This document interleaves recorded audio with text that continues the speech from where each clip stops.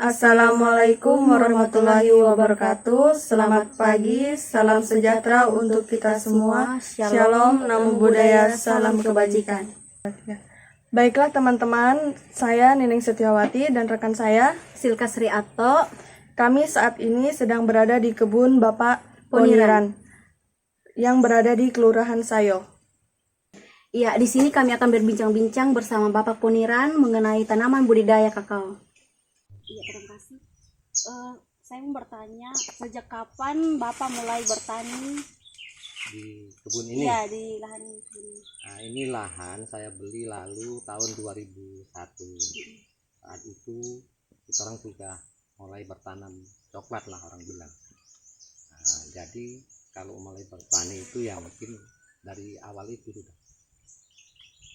Berarti menanam dari bibit begitu atau sudah ada isinya? Dia tanamnya dari bibit.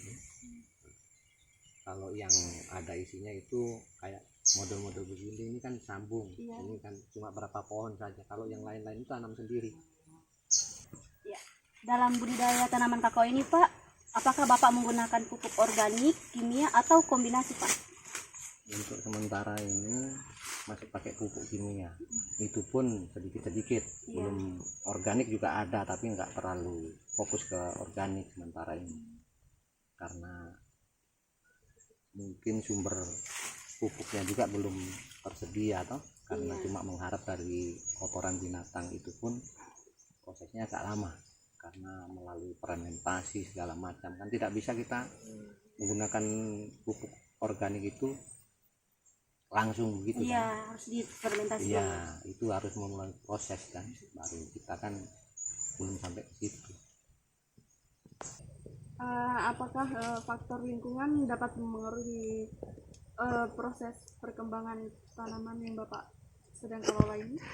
Ya, kalau masalah faktor lingkungan atau cuaca itu pengaruh besar dalam pertanian, karena kalau di saat musim kemarau petani itu sangat susah untuk mencari air. Kedua, tanaman tidak akan bagus tanpa ada penyiraman. Kalau di sini belum bisa karena memang istilahnya masih alami. Orang bilang menunggu hujan baru bisa bertani. Jelas pengaruhnya besar kalau namanya cuaca, yang tadinya panen jadi tidak panen lah. Gitu. Barangkali ada yang lain lagi. Bapak memasarkan hasil panen Bapak dan untuk harga jualnya itu sering naik turun atau stabil? Ya, kalau namanya petani, cara jualnya untuk sekarang ini hanya pengepul yang bisa membeli.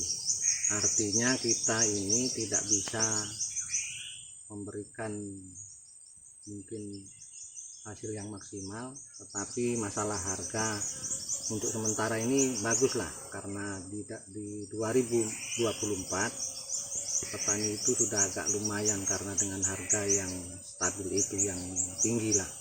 Jadi untuk kebutuhan ya agak tercukupi. Mungkin itu dulu untuk sementara. Yang lain barangkali bisa dipertanyakan, nanti disambung lagi. Untuk tantangannya, apa tantangan terbesar yang pernah Bapak hadapi dalam bertani saat ini? Tantangan untuk pertanian kalau khususnya petani kakao ini atau coklat itu masalah hama saja. Karena hama itu sampai saat ini belum pernah istilahnya ada datang petugas dari pertanian atau dari mana yang mengadakan sosialisasi. Karena kalau sudah kena penyakit, coklat itu ibaratnya tunggu DP mati. Jadi tidak ada solusi barangkali apa yang mau dikasih. Ibaratnya cari ilmu sendirilah, orang bilang petani zaman sekarang. Tapi untuk di sini, tapi kalau di tempat lain mungkin sudah ada ya namanya PPL atau penyuluh. Karena terus terang kalau di khususnya di Kelurahan Sayo ini, di ujung Sayo ini, petaninya masih tradisional lah orang bilang. Ya ada sih satu-satu mungkin ada penyuluhan apa semua. Itu yang terjadi. Dari percakapan kami mengenai pertanian bersama Bapak Poniran, kami mengambil kesimpulan bahwa beliau menerapkan sistem farmer back to farmer, yaitu cenderung lebih mandiri dalam mengelola usaha tani, dengan memanfaatkan pengetahuan lokal yang diwariskan turun-temurun. Pendekatan ini mendorong praktik pertanian yang lebih berkelanjutan, mengurangi ketergantungan pada input eksternal, dan meningkatkan kesejahteraan petani. Selain itu, konsep ini memperkuat komunitas petani melalui berbagai pengalaman dan kerjasama dalam menghadapi tantangan pertanian. Dengan demikian, farmer back to farmer menjadi strategi efektif dalam mewujudkan pertanian yang lebih resilient, inovatif, dan berdaya saing. Baiklah teman-teman, itu tadi sedikit bincang-bincang saya dan teman saya. Bersama Bapak Puniran mengenai budidaya tanaman kakao. Terima kasih. Bisa.